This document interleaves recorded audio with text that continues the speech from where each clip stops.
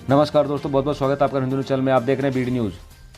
बानसूर बेखबर, लगी कोरोना की नज़र। क्षेत्र के गांव हमीरपुर की ढाणी राठौड़ा का बास में ओमपाल सिंह पुत्र मदन सिंह कोरोना पॉजिटिव पाया गया है। सूत्रों से मिली जानकारी के अनुसार पॉजिटिव मरीज जोधपुर से गांव पहुंचा है, जिसका थाना गाजी की चौकी पर क्वारंटाइन हुआ, जिसकी रिपोर्ट आज क्षेत्र के अधिकारियों को मिली कि वह पॉजिटिव है। खंड चिकित्सा अधिकारी सहित प्रशासन के लोग क्षेत्र में पहुंचे और पत्नी, पुत्री व पुत्र सहित अनेक लोगों की सैंपलिंग ली गई। धन्यवाद दोस्तों, देखते रहिए बीडी न्यूज।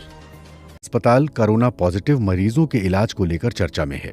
दरअसल इस अस्पताल में भर्ती कोरोना पॉजिटिव 3 मरीजों को रेट्रोवायरल ड्रग के जरिए ठीक किया गया है।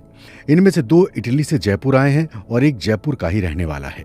जयपुर के निवासी जिनमें कोरोना संक्रमण पाया गया, उनकी उम्र 85 साल बताई जा रही है।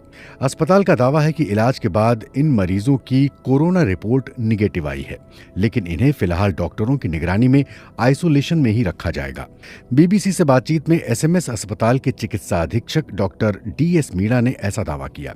दरअसल कोरोना वायरस बिल्कुल नई बीमारी है। कोरोना वायरस और एचआईवी वायरस का एक जैसा मॉलिक्यूलर स्ट्रक्चर होने के कारण मरीजों को ये एंटी ड्रग दिए गए हैं।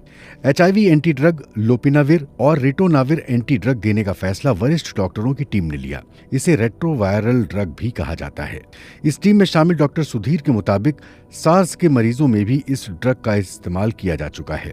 कोरोना वायरस भी एक वायरस से फैलने वाली बीमारी है। कोरोना का वायरस इसी परिवार का वायरस है जो कि म्यूटेशन से बना है। Indian council of medical research ने इसके लिए बाकायदा गाइडलाइन जारी कर कहा है कि किन मरीजों पर इस ड्रग का इस्तेमाल किया जा सकता है। सवाई मानसिंह अस्पताल में आईसीएमआर गाइडलाइन के तहत इस ड्रग का इस्तेमाल किया गया है। डॉक्टर मीणा के मुताबिक गाइडलाइन में साफ कहा गया है कि कॉम्प्रोमाइज्ड मरीजों में ही इसका इस्तेमाल किया जा सकता है। सवाल यह कि कॉम्प्रोमाइज्ड मरीज कौन से होते हैं। इसकी परिभाषा बताते हुए डॉक्टर मीणा कहते हैं, ऐसे मरीज जिनकी उम्र 60 साल से ऊपर है और साथ में उन्हें डायबिटीज हो, दिल की बीमारी हो, उन्हीं में इसका इस्तेमाल किया जा सकता है।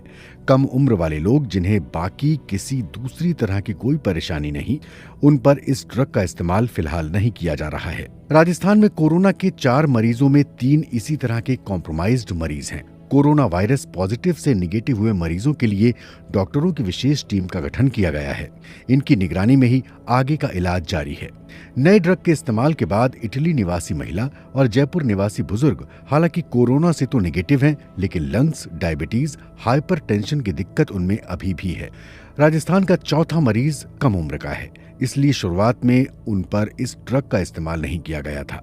बीबीसी से बातचीत में डॉक्टर मीणा ने बताया कि मंगलवार से उस मरीज को भी ये रेट्रोवायरल ड्रग दी गई है। आईएमसीआर की गाइडलाइन और डॉक्टरों की विशेष टीम की सलाह पर ही ये फैसला किया गया। बीबीसी से बातचीत में राजस्थान के स्वास्थ्य विभाग के अतिरिक्त मुख्य सचिव रोहित कुमार सिंह ने भी इस बात की पुष्टि की है। रोहित का कहना है कि एंटी वायरल ड्रग को पब्लिक हेल्थ इमरजेंसी में ही इस्तेमाल किया जा सकता है। इन एंटी ड्रग के इस्तेमाल करने से पहले एक पूरी प्रक्रिया से गुजरना पड़ता है। सवाई मानसिंह मेडिकल कॉलेज और अस्पताल के डॉक्टर सुधीर भंडारी उस टीम के सदस्य रहे हैं। बीबीसी से बातचीत में उन्होंने कहा कि भारत से पहले चीन और अमेरिका में भी इसका इस्तेमाल हो चुका है, इसलिए ये सच नहीं है कि भारत ने सबसे पहले इस तरह के ड्रग का इस्तेमाल कोरोना के इलाज के लिए किया है। इतना जरूर सही है कि जयपुर में मरीजों के ठीक होने के बाद से सवाई मानसिंह अस्पताल को दूसरे देशों से इस बारे में फोन जरूर आ रहे हैं।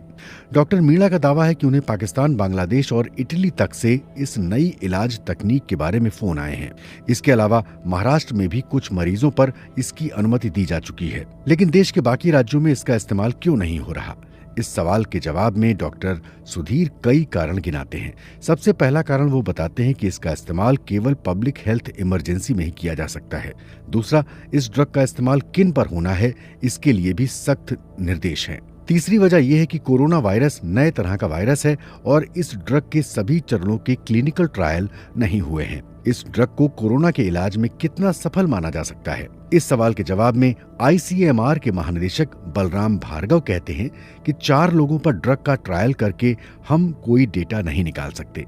यही सवाल केंद्रीय स्वास्थ्य मंत्री डॉक्टर हर्षवर्धन से रेट्रोवायरल ड्रग के इस्तेमाल पर राज्यसभा में पूछा गया। जवाब में उन्होंने कहा, आईसीएमआर के वैज्ञानिक विश्व भर में कोरोना के इलाज को लेकर जो भी काम हो रहा है उस पर नजर बनाए।